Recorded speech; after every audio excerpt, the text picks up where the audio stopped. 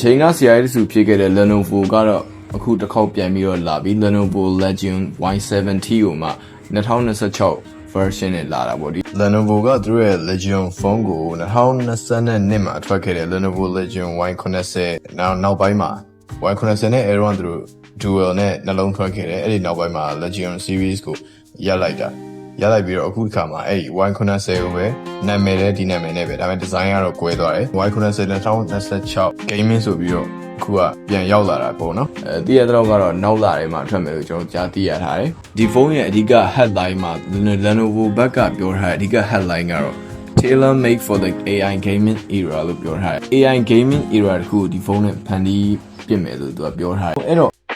ဖြစ်နိုင်ခြေကတော့ဒီဖုန်းမှာက AI နဲ့အပူတွေ control မယ် thermal management အပူပိုင်း control လုပ်မယ် frame rate ပိုင်းနေ data ပို့လို့အဲ့လိုတွေ function ကို AI နဲ့တော်တော်လေးတိစောက်ထားမယ်လို့ထင်ရတယ်ဗျချက်လက်တွေကတော့တေချာတော့မသိရသေးဘူးလောလောဆယ်ကဒါအမီးလေးပဲတင်းနေထွက်လာသေးရဆိုတော့ SoC အနေနဲ့ကတော့ Snapdragon 8 Elite Gen 5နဲ့လာမယ်လို့သိရတယ် battery အနေနဲ့ကတော့ 7000 mAh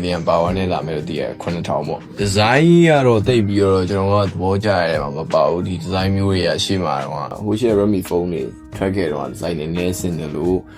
Motorola H series design တွေနဲ့လည်းနည်းနည်းလေးတော့ဆင်တဲ့အနေထားမှာရှိတယ်အဲ့တော့ Lenovo ကတော့အခုပြန်ပြီးတော့ Legion phone နဲ့အသစ်ပြန်လာပြီးတော့ gaming လောကကိုဝင်တိုးဖို့တော့ကြိုးစားနေတယ်အဲ့တော့သူတို့ရှိမှာကတခြား cooling fan တွေဘာညာတွေတခြားအပြင်ပ hardware တွေလုံးဝမပါဘူးဆိုတော့ gaming performance ကိုသူတို့ပြောရဲ AI ဆိုတာနဲ့ပဲထိန်းချုပ်မယ်အဲ့ဒါဘယ်လောက်ထိရောက်မလဲဆိုတော့ကျွန်တော်ထွက်လာတဲ့အခါကျရင်ချက်စောင့်ကြည့်ရမယ်ဒါကတော့လက်ရှိသိရတဲ့အချက်တွေလောက်ပဲပေါ့နော်ကျွန်တော်လက်ရှိမှာက design တွေထွက်လာတယ်အဲ့ဒီအချက်လေးသိရထားတယ်နောက်လာမှာ